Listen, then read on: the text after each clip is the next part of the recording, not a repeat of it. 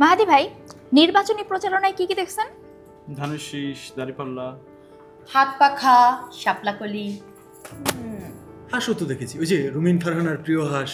কিংবা আসিফ মাহমুদ সজীব ভুইয়ার বুঝতে পেরেছি, কিন্তু গোটা একটা মাছ দেখেছেন কেউ? নির্বাচনী কোনো প্রতীক নাকি? একদমই না। কিন্তু তারপরেও কলকাতায় ভারতীয় জনতা পার্টির নেতাকর্মীরা প্রচারণা চালাচ্ছেন গোটা একটা মাছ নিয়ে। কেন? কারণ মমতা ব্যানার্জি বলেছেন বিজেপি ক্ষমতায় আসলে তারা নাকি জনগণকে আমিষ খেতে দেবেন না। মাছ মাংস ডিম খাওয়া যাবে না, বাংলার মানুষ কি খাবে? ৭১ বছর বয়সী মমতা ব্যানার্জি কিন্তু টানা তিনবার শাসন করে আসছেন গোটা পশ্চিমবঙ্গ। আর তার বক্তব্য ভুল প্রমাণে উঠে পড়ে লেগেছেন বিজেপির নেতাকর্মীরা। আর সেই কারণেই তারা মাছ নিয়ে দাঁড়ে দাঁড়ে যাচ্ছেন ভোটারদের। সে না হয় বুঝলাম, কিন্তু মাছ কেন আলোচনার কেন্দ্রবিন্দুতে? কারণ প্রধানমন্ত্রী নরেন্দ্র মোদীর দল বিজেপি কোথাও কোথাও নিরামিষ ভোজনের নীতি প্রচার করে আসছে। এমনকি বিজেপি শাসিত কিছু রাজ্যে গোমাংস নিষিদ্ধ করা কিংবা গোমাংসের উপর কড়াকড়ি আরোপ, মাংস বিক্রিতে কড়াকড়ি আরোপ যেমন করেছে, এ কারণে মানুষের মধ্যে একটা ক্ষোভও তৈরি হয়েছে। এই জিনিসটাকেই ট্রাম্প কার্ড হিসেবে ব্যবহার করতে চাইছে তৃণমূল। তো বিজেপি কি বলছে? अपने 15 साल के शासन में भी टीएमसी आपको मछली तक नहीं दे पाई है, वो भी बाहर से लानी पड़ रही है।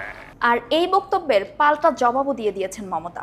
বলেছেন বাংলার মাছের চাহিদার ৮০% স্থানীয়ভাবেই উৎপত্তি হয়। তাহলে মাছ নিয়ে তো হইচই কেন? কারণ ভারত বিশ্বের তৃতীয় মৎস্য উৎপাদনকারী এবং মাছ চাষে দ্বিতীয় দেশ। তবে মাছ খাওয়ার ক্ষেত্রে কিন্তু ভারতীয়রা বেশ পিছিয়েই আছে। এক্ষেত্রে ভারতের অবস্থান ১২৯তম। আর পশ্চিমবঙ্গে মাছ না হলে তো চলেই না। ২০২৪ সালে ICAR এবং ওয়ার্ল্ড ফিশের একটি যৌথ সমীক্ষায় দেখা গেছে যে পশ্চিমবঙ্গের প্রায় ৬৬% মানুষ প্রতি সপ্তাহে মাছ খান। মাছ এখানে শুধু খাদ্যই নয়, এখানে মাছ জড়িয়ে আছে মানুষের শিল্প, সাহিত্য, ক্রীড়াঙ্গন থেকে শুরু করে রাজনীতি, অর্থনীতি সবকিছুতে। মানিক বন্দ্যোপাধ্যায়ের পদ্মা নদীর মাঝি উপন্যাসের কথা মনে আছে? মাছ কেন্দ্রিক গোটা একটা জনপদের গল্প। আরেকটা জিনিস, খেলার ক্ষেত্রে কিভাবে মাছ জড়িত বলছি। বাংলার ফুটবলে সবচেয়ে তীব্র দুই প্রতিদ্বন্দ্বী হচ্ছে ইস্ট বেঙ্গল FC আর মোহনবাগান সুপার জায়ান্ট। এখানে ইস্ট বেঙ্গলের সাপোর্টাররা ইলিশ প্রিয়, কারণ তাদের বেশিরভাগের শিকড় বাংলাদেশে। আর মোহনবাগানের সাপোর্টারদের পছন্দ আবার চিংড়ি। মানে মাছ এখানে অভিবাসন, রুচি এবং রীতির ভিন্নতা তুলে ধরার উপায়। এতদিন যে মাছ ছিল ভৌগোলিক অবস্থান আর প্রোটিনের উৎস, এখন সেই মাছই হয়ে উঠেছে প্রতিপক্ষকে ঘায়েল করার মোক্ষম নির্বাচনী কৌশল।